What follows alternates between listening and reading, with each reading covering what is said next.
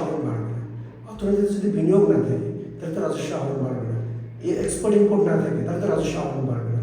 আরেকটা কথা হলো দেখেন, যখন উচ্চ মূল্যস্ফীতি থাকে তখন কিন্তু রাজস্ব আহরণ বাড়ে না। তার কারণ হচ্ছে যে উচ্চ মূল্যস্ফীতি থাকলে আপনার ভোক্তার যে ভোগ ব্যয় কমে যাবে। যখন ভোক্তা ভোগ ব্যয় করে সেই ভ্যাট দেয় সরকারকে, ভ্যাটটা কিন্তু সরকার শুল্ক রাজস্ব আসে। আমার কাছে মনে হচ্ছে যে এবারে চ্যালেঞ্জটা হবে যে বাজেট, ঘাটতি বাজেট অর্থায়ন নিয়েই একটা চ্যালেঞ্জ হবে।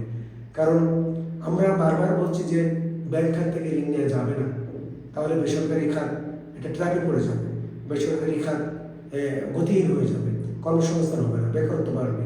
কিন্তু কেন জানি বারবার এই ব্যাংক খাত থেকেই, ব্যাংকের উপরেই ঋণের উপরে নির্ভর করে। এবং আমাদের যে উন্নয়ন সহযোগীরা আছে, কিছু কিছু উন্নয়ন সহযোগীদের সাথে আমাদের কথাবার্তা চলছে। আমার কাছে মনে হচ্ছে যে এবারে যে বাজেট ফাইন্যান্সিং, এবারে বাজেট নিয়ে আমার কাছে যে চ্যালেঞ্জটা মনে হচ্ছে সেটা হচ্ছে যেভাবে আয় বাড়ানো হচ্ছে, ব্যয় বাড়ানো হচ্ছে, সেভাবে আয় বাড়বে কিনা। এবং বর্তমান অর্থনৈতিক বাস্তবতা, রাজস্ব আহরণ অনেক চ্যালেঞ্জ হয়ে দাঁড়াবে। দ্বিতীয় নম্বর কথা, বাজেট ফাইন্যান্সিং যেটা ডেফিসিট বাজেট ফাইন্যান্সিং, বাজেট ঘাটতি কীভাবে অর্জন করা হবে, এটা কি বৈদেশিক উৎস থেকে না দেশীয় অভ্যন্তরীণ উৎস থেকে, এটা একটা বড় চ্যালেঞ্জ। কারণ এই মুহূর্তে যদি আমি দেশীয় উৎস থেকে যদি আমি ঋণ নিই তাহলে তো আমার স্থবির অর্থনীতি আরও স্থবির হয়ে যাবে। আর একটা বিষয় হচ্ছে সাধারণ মানুষকে স্বস্তি দেওয়ার জন্য এবারে বাজেট, আমরা বারবার বলছি, কিন্তু আপনার আমাদের পলিসি কনফ্লিক্ট রয়েছে, দেওয়ার যে পলিসি কনফ্লিক্ট।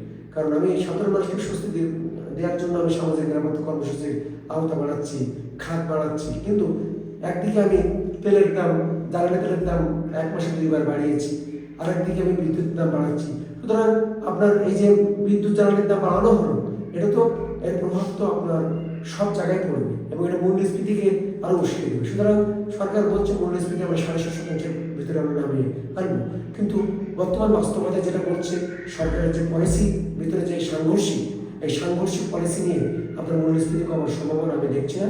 এবং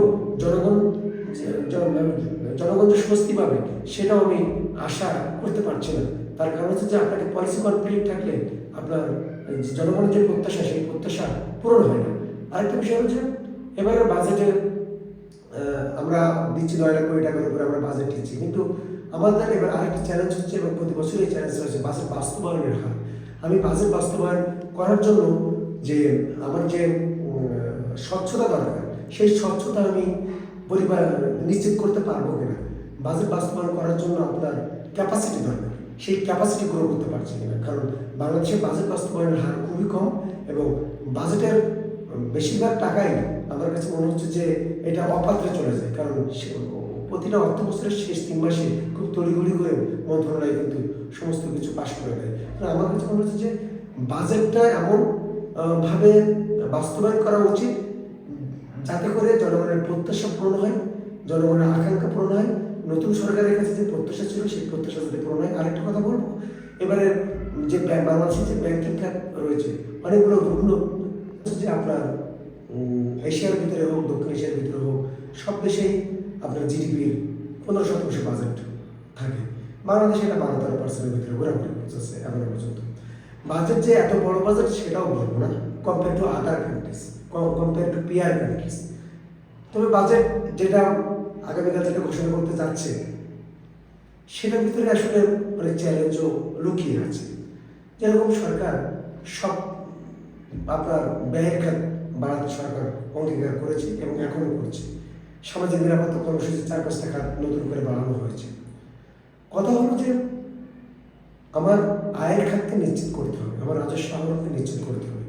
বাট রাজস্ব আহরণ বর্তমান অর্থনৈতিক বাস্তবতায় রাজস্ব আহরণ কোথা থেকে বাড়বে সেটা একটা চ্যালেঞ্জ রয়েছে। কারণ অর্থনৈতিক কর্মকাণ্ড যদি না থাকে, অর্থনীতি যদি গতিশীল না থাকে, তাহলে